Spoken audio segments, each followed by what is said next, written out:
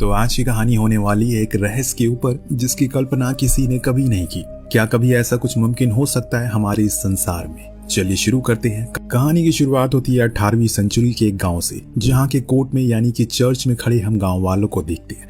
उन्हीं के बीच था एक परिवार जिसमें से 6 सदस्य थे, जिसका हेड था विलियम, जो काफी अकड़ू और जिद्दी किस्म का शख्स होता है। इसी चीज को लेकर गांव के मुखिया ने उसे कई बार समझाया। उसे इस गांव के नियम कायदे समझने होंगे ताकि वो औरों को कोई परेशानी या तकलीफ ना दे। लेकिन विलियम का कहना था कि उनके बनाए हुए नियम कानून उसे फिजूल लगते हैं, इसीलिए वो उन्हें कभी नहीं मानेगा। उसकी ये बात किसी को पसंद नहीं आती, इसीलिए होता ये है कि उसे गांव से बाहर का रास्ता दिखा दिया जाता है और हमेशा के लिए हुक्का पानी बंद कर दिया गया, यहाँ तक कि इस गांव के लोग उसकी कोई भी मदद नहीं करेंगे। अगर किसी को ऐसा करते हुए देखा गया तो उसके साथ भी यही होगा। पर विलियम को इस चीज से कोई फर्क नहीं पड़ा।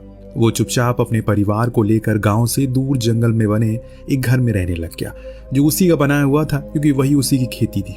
हालांकि ये गांव से इतना भी दूर नहीं था, लेकिन यहाँ परेशानियां काफी थी, जिसमें सबसे ज्यादा थी खाने पीने की। फिर भी वो अब यहीं रहेगा अपने परिवार के साथ। इनके पास जितना था उसी में ये खुश थे।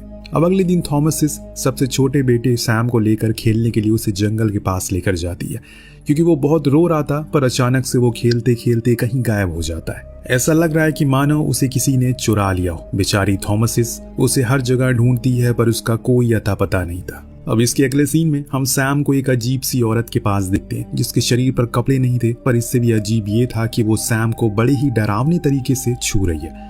फिर उसने उसकी आंखें निकाली, उससे एक तेल बनाया जिसे अपने पूरे शरीर पर लगा लिया। ऐसा करके उसे बेहद खुशी मिलती है और मानो ऐसा लग रहा है जैसे कि उसे खूब सारी शक्ति प्रदान हो गई हो। उधर घर पे जब थॉमसिस सो रही थी, उसके पास कैलन उसका भाई आता है, जो उसे बड़ी ही बुरी नजरों से सोते हुए देख रहा था, जिससे अचानक से थॉमसिस की आंख खुलती है। पर कैलन कुछ बहाना मार के वहां से चला जाता है, लेकिन थॉमसिस को उसकी ये हरकत कुछ ठीक नहीं लगती। इसके बाद वो अपने डैड के साथ शिकार पर चले जाते हैं, क्योंकि उन्हें लगाई हुई बटल की फसल खराब हो चुकी है, इसीलिए उन्हें शिकार करके खुद का पेट पालना होगा। बीच रास्ते में कैलन ने अपने पिता से पूछा कि आखिर वो यहाँ क्यों आ गए। इतने अच्छे से तो हम वहां पर सभी लोग के साथ रहते थे। तो उसके पिता ने कहा कि वो जगह उनके लिए ठीक नहीं है, वहाँ बुज़दिल रहते हैं। हम लोग बहादुर हैं, इसीलिए हम यहाँ पर रहेंगे। उसने एक और सवाल किया कि आपको सैम के जाने का कोई दुख नहीं है? तो विलियम ने जवाब में कहा कि नहीं, मुझे कोई पछतावा नहीं है, क्योंकि सैम हमें सड़क किनारे मिला था। मुझे लगता है कि वो नरक में गया होगा। ये सुनकर कैलन हैरान हो जाता है, जो देख विलियम कहता है कि हमें मरने से पहले खुद के पापों का प्रायश्चित कर लेना चाहिए, ताकि हम स्वर्ग में जा सके। सैम तो बहुत ही छोटा है, उसने कौन सा पाप कर दिया? यही सवाल कैलन के दिमाग में बार बार घूमता रहता है। इतने में इनके सामने एक काला खरगोश आ जाता है।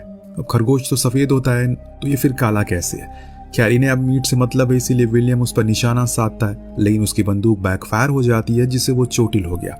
उनका शिकार भी अब भाग चुका है, इसीलिए दोनों ही वापस घर लौट आते हैं, जहां थॉमसिस बाहर खेल रहे ट्विन को डांटती है, क्योंकि वो बहुत ही ज्यादा शोर मचा रहे थे। लेकिन वो उसकी एक नहीं सुनते और अपने काले बकरे के साथ मस्ती करते रहते हैं। पर देखते ही देखते वो काला बकरा कब उनके लिए हानिकारक बन जाता है उन्हें पता ही नहीं चलता। पर वो तो सही समय पर वहां विलियम आकर उसे रोक लेता है और फार्म पर बांध देता है। लेकिन विलियम की पत्नी यानी कि थॉमसिस की सौतेली माँ, जी हाँ, उसके साथ किसी सौतेले जैसा सलूक करती हैं। शुरू से ही जिस बात का अंदाजा उसे भी है, पर उसने आज तक किसी से कोई शिकायत नहीं की। जूली ने बहुत सुनाया कि उसकी जिम्मेदारी थी ये पहले की उसने सैम को घुमा दिया। अब औरों को भी उसकी जैसी हाल करने का इरादा है क्या? पर बीच में विलियम आकर बात को ठंडा करता है और सभी को चुप करवा देता है। पर जब जूली को पता चलता है कि कैलन भी अपने पिता के साथ शिकार पर गया है, तो वो उसे आगे से वहां जाने को मना कर दिया, क्योंकि वो उसे खोना नहीं चाहती। पर कैलन ने बताया कि वो उसे भेड़िए को पकड़ने के लिए गए थे, जो उसके भाई सैम को ले गया। और ये सुन जूली उसे ये बोलने से मना कर और आइंदा से जंगल में भी जाने से सख्त मना करती है। अब एक दिन जब थॉमसिस को देखती हैं, जो नदी किनारे कपड़े धो रही थी, तो कैलन आकर फिर से उसे एक बुरी नजर से देखता है। पर थॉमसिस ने उसे ऐसा करते हुए देख लिया, तभी कोई थॉमसिस को विच कहकर पुकारता है, यानी कि चुड़ैल। ये असल में मोसिस था, उसी ट्विंस में से एक। तो थॉमसिस भी कहाँ पीछे रहने वाली थी। उसने भी कहा कि हाँ, वो विच है, क्योंकि उसका दिल सबसे साफ है और इसीलिए गॉड ने उसे मौत की किताब पर हस्ताक्षर करवाए। और हाँ, वो छोटे बच्चों को मार कर भी खा जाती है। अब उसकी ये बातें मोसिस को बुरी तरह से डरा देती है। तो कैलन उसे बताता है कि वो सिर्फ किताब में पढ़ी कहानियां बता रही है, बाकी सब झूठ है। पर फिर भी मोसिस उसे डर कर भाग जाता है। अब कहानी जैसे जैसे आगे बढ़ेगी आपको कुछ ऐसे सीन और ट्विस्ट देखने को मिलेंगे जो आपकी कल्पना से परे। बस बने रहिए आखिरी तक। शाम में खाने के समय जूली थॉमसिस को एक चांदी के बर्तन के बारे में पूछती है, क्योंकि उसने आखिरी बारी उसे उसके पास ही देखा था, पर उसे उसके बारे में कोई पता नहीं है। इसीलिए वो इनकार करती है, पर जूली मानने को राजी नहीं थी। दरअसल विलियम ने उसे बेच दिया था, जिसके बदले में उसे बंदूक ले ली, पर इस बारे में उसे किसी को कुछ नहीं बताया। तभी अचानक से बाहर बकरियों की चीखने की आवाज आने लगती है, जिसे देखने के लिए थॉमसिस बाहर गई तो वहां देखा कि वही काला खरगोश उन बकरियों के बीच में बड़े ही आराम से बैठा है। उसे ही देख रहा है। ये देखकर वो थोड़ा डर जाती है और फौरन अंदर आ गई। वहीं जूली तो विलियम से कहती है कि हमें थॉमसिस को घर से बाहर कर देना चाहिए, क्योंकि मुझे लगता है कि वो श्रापित है, क्योंकि जब से वो हमारे साथ है तब से ही कुछ न कुछ अशुभ होता जा रहा है। विलियम कहता है कि ऐसा कुछ नहीं है, पर हाँ अगर तुम्हें ऐसा लगता है तो मैं उसे अपने दोस्त के घर पर नौकरी दिलवा दूंगा, जिससे कि वो दिन भर वहीं रहेगी ताकि तुम आराम से ज्यादा रह सको। ये बाहर खड़ी थॉमसिस सुन लेती है। उसे बहुत दुख होता है, क्योंकि उसने उन दोनों को कभी भी सौतेला नहीं समझा, पर वो उसे हमेशा सौतेला ही समझते रहे हैं। अगले दिन अब कैलन और थॉमसिस दोनों अपने लगाए हुए जालों को देखने के लिए जाते हैं, तो उन्हें वहां एक खरगोश फंसा हुआ मिलता है, जिससे वो बहुत खुश हुए। वापस आने लगे तभी उनके सामने वही काला खरगोश फिर से आया, जिसे देखकर दोनों चौंक गए, क्योंकि उन दोनों ने ही उसे कभी न कभी देखा था। पर थॉमसिस के चेहरे पर अलग किस्म का डर था। इनका कुत्ता जब उस खरगोश को देखता है तो उसके पीछे भागना शुरू करता है, तो कैलन भी बंदूक लेकर भागता है। हालांकि थॉमसिस उसे जाने से रोकती है, पर उसकी वो नहीं सुनता। उसी के चक्कर में वो घोड़े से गिरकर बेहोश भी हो जाता है। अब जब उसकी आंख खुली तो उसके पास कैलन कहीं नहीं थी। वो एकदम अकेली थी इस जंगल में, इसीलिए वो अपने घर की ओर लौटना शुरू करता है। तभी विलियम इन दोनों को ढूंढते ढूंढते वहां तक आ जाता है और उसे कैलन के बारे में पूछता है। तब थॉमसिस डरी हुई आवाज में बोलती है कि मैंने उसे खो दिया। माँ सही कहती है, मैं आप लोगों के साथ रहने के काबिल नहीं हूँ। दूसरी तरफ कैलन बेचारा अकेले ही भटक रहा होता है। अब उसे डर लगने लगा है कि तभी उसे अपने सामने एक झोपड़ी दिखाई देती है, जिसके बाहर एक खूबसूरत औरत खड़ी है, जो उसे अपने पास आने के लिए बोल रही है। कैलन भी उसकी बातों में आ जाता है और उसके करीब चला जाता है। तब वो लेडी उसे सेड्यूस करके झोपड़ी के अंदर ले जाती है। और इधर घर पर अब कैलन की खबर सुनकर सभी घबरा जाते हैं, क्योंकि उन्हें सच में फिक्र होने लगी थी। सबसे ज्यादा थॉमसिस डरी हुई है, क्योंकि उसकी वजह से उन्होंने सैम को पहले ही खो दिया है, और अब कैलन। तभी अचानक से फिर से बकरियों की चिल्लाने की आवाज आती है, तो वो भागती हुए बाहर जाती है, जहां उसने देखा कि कैलन बिना कपड़ों के बुरी तरह घायल अवस्था में खड़ा है। वो फौरन उसे अंदर लेकर आती है और उसे पहनने को गर्म कपड़े देती है। पर अब कैलन बेहोश था, जो देख उसकी माँ ने कहा कि उसे ऊपर विच का साया है, हमें फौरन कुछ करना होगा। पर विलियम का कहना था कि वो बस घायल है, थोड़े टाइम में ठीक हो जाएगा। यहाँ वो थॉमसिस के ऊपर कोई बात आने नहीं देता और सच भी जूली से कह देता है। उसने ही सुबह उसे कहा था कि वो थॉमसिस के साथ जंगल में जाकर उन जालों में कुछ भी फंसा उसे लेकर आए। मुझे नहीं पता कि ऐसा कुछ हो जाएगा, लेकिन तुम घबराओ मत, सब कुछ ठीक हो जाएगा जल्दी। अब सुबह होने पर थॉमसिस बकरियों का दूध निकालने के लिए जाती है, जहाँ वो ट्विंस फिर से बार बार उसे विच कहकर चिढ़ाने लगते हैं। इससे वो परेशान होकर उन्हें डांट देती है। तभी उसकी नजर पड़ी बकरियों से निकल रहे दूध पर, जो कि सफेद नहीं बल्कि लाल था। अब इसे वो दोनों डर कर भाग जाते हैं और थॉमसिस भी डर चुकी थी। ऐसा कैसे हो सकता है? घर पर अब कैलन की हालत खराब होती जा रही है, इसीलिए विलियम फैसला करता है कि वो गांव जाकर डॉक्टर को ले आएगा और लगे हाथ थॉमसिस की नौकरी के बारे में भी बात करेगा। पर इससे पहले कि घर से निकले, कैलन को होश आने लगा, पर अब वो तड़पने लगा है, अजीब सी हरकतें करने लगा है, उसके बदन को मानो कोई मरोड़ रहा हो। तभी अचानक से उसे एक हिचकी आई और उसके मुंह से एक सड़ा हुआ सेब बाहर निकला। ये देख जूली को अब यकीन हो गया है कि वो सच में श्रापित हो चुका है और ये श्राप विच ने दिया है, जो जंगलों में रहती है। अब यहाँ जब वो उन दोनों ट्विंस ने विच के नाम सुना तो उन्हें कह दिया कि ये सब थॉमसिस का किया हुआ है, क्योंकि वही विच है, उसने ही हमें बताया था। पर वो रोती हुई कहती है कि वो सब एक मजाक था, भला वो कैलन के साथ ऐसा क्यों करेगी।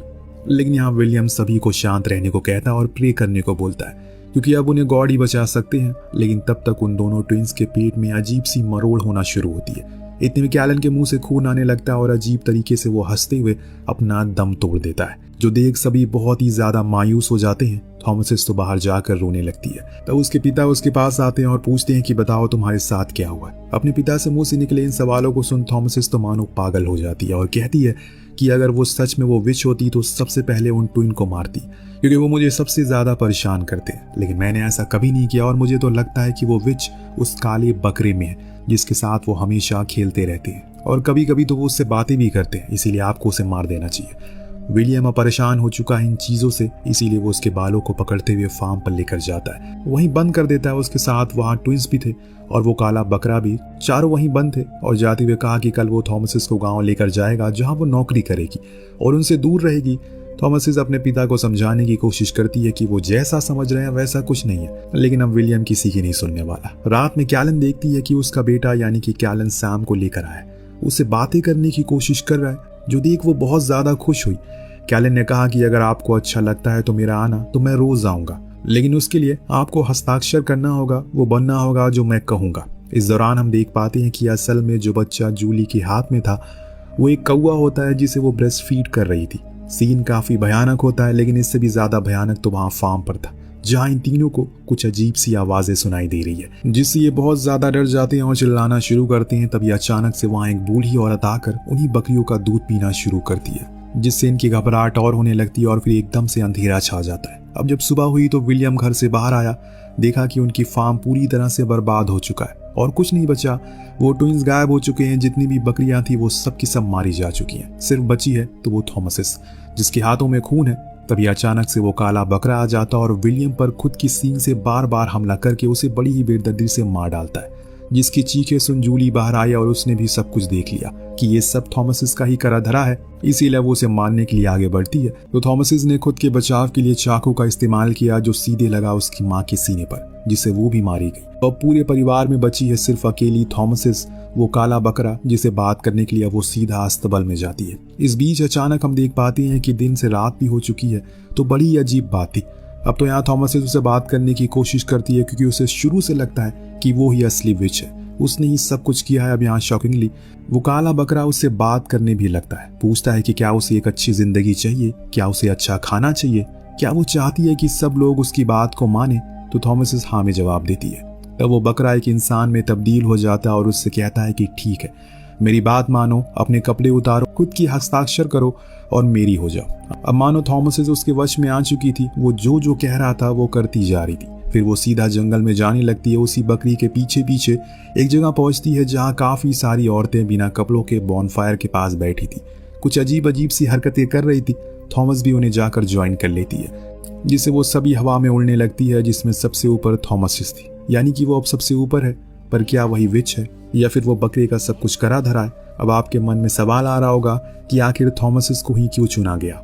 और भी तो लोग घर में थे, तो मैं आपको बता दूं कि डेमन को सिर्फ एक प्योर सोल की जरूरत होती है। अब इस घर में कोई ना कोई पाप कर रहा था, जैसे कि विलियम जिसे खुद पर बहुत घमंड था, तो वहीं जूली जो कि बहुत बेकार औरत थी, वो दोनों टिन्स जो बहुत ही ज्यादा शरारती थे, कैलन जिसके अंदर बहुत ही ज्यादा लस्ट था, तो बची थॉमसिस जिसका दिल पूरी तरह से साफ था। 16वीं सेंचुरी में हुआ करता था जब अमेरिका में किसी खूबसूरत या फिर स्किलफुल लड़की को विच करार दिया जाता था, जिसे पूरे गांव वाले मिलकर उसे मार देते थे या फिर उसका फायदा उठाते थे, जिसे सैल्वन विच ट्राइब कहा जाता है। और इस कहानी में शायद यही दिखाने की कोशिश करी गई है। वेल, आपको कहानी कैसी लगी हमें कमेंट करके जरूर बताएगा। मिलते हैं अगली वीडियो में। Thank you so much watching.